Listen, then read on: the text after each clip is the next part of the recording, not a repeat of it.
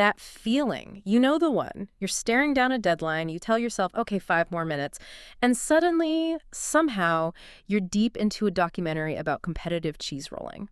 Happens to the best of us. It really does. It's like this silent thief of time, right?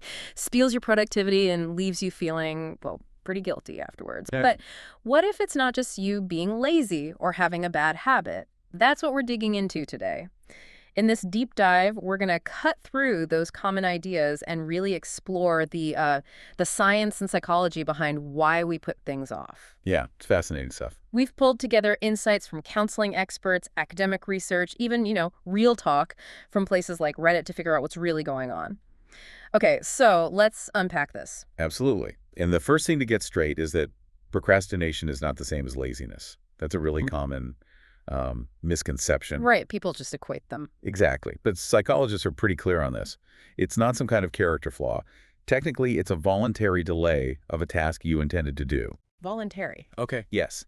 Even when you know deep down that delaying it will probably make things worse. Yeah. So you're kind of actively choosing to put it off, even though it's not really in your best interest. So it's a choice, but maybe not a fully conscious one sometimes. Well, the awareness varies, but the action is voluntary. Joseph Ferrari, he's a psychology professor who studies this. He puts it really well. He says, everyone procrastinates, but not everyone is a procrastinator. Ah, that's a key difference. Huge difference. His research suggests maybe up to 20% of adults worldwide are what he calls true procrastinators. 20%, that's a lot. It is. These are folks who chronically delay things in ways that genuinely mess up their daily lives, causing shame, guilt.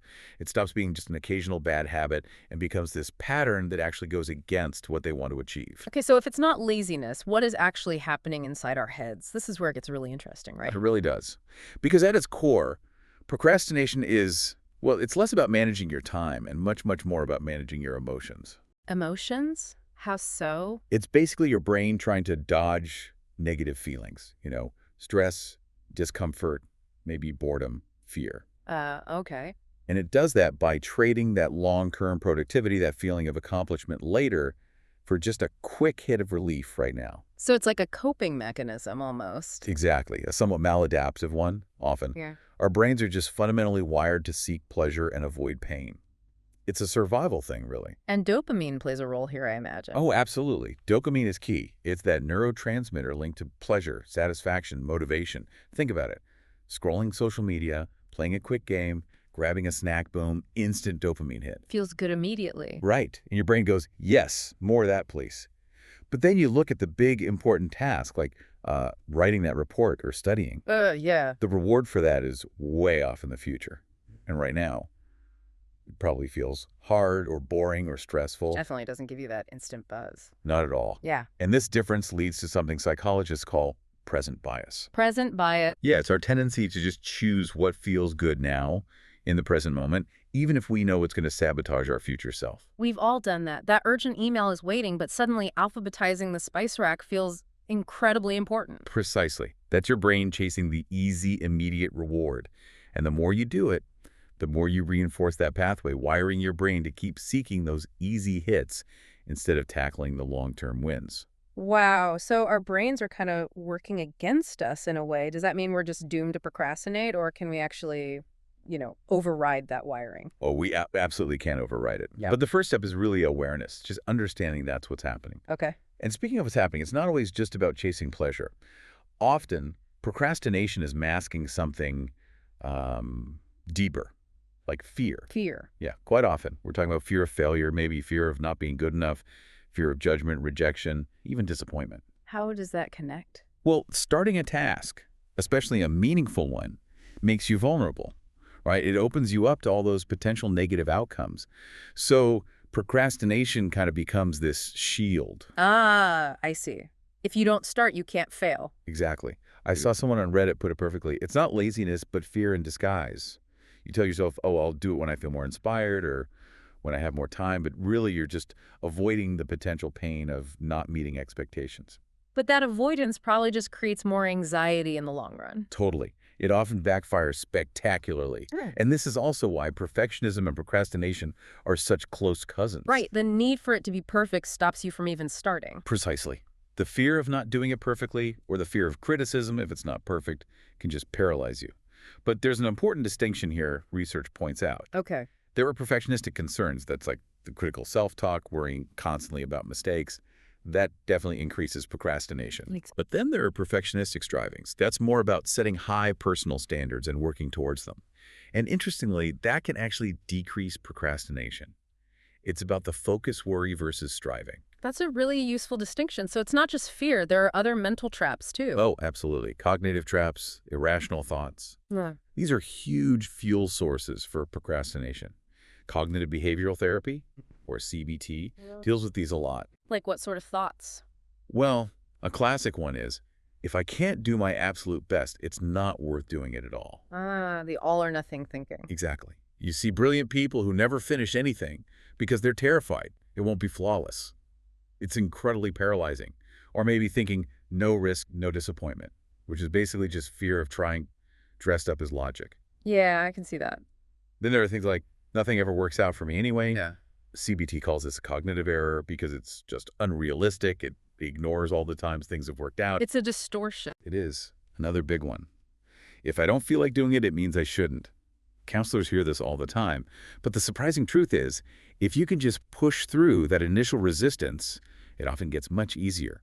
The feeling follows the action, not the other way around. That's counterintuitive, but probably true.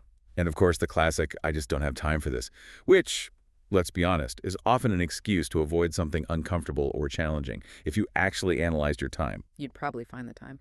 Usually, yeah. There are also more specific cognitive distortions.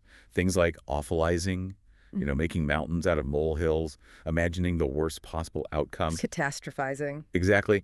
Or low frustration tolerance. Mm-hmm. This belief that any struggle or discomfort is just unbearable, that you can't handle it.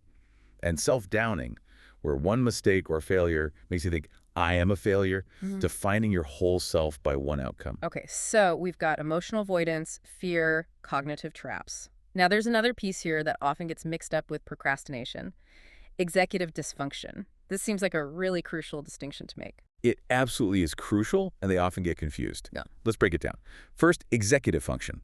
Think of this as like the CEO of your brain. Okay. It's the set of mental skills that help you manage yourself and your resources to achieve a goal. We're talking planning, organization, starting tasks, staying focused, managing time, regulating emotions, problem solving, all that high-level stuff. The brain's control center. Exactly. Okay. Now, executive dysfunction, or EFD, is a condition where someone has significant persistent challenges with these skills.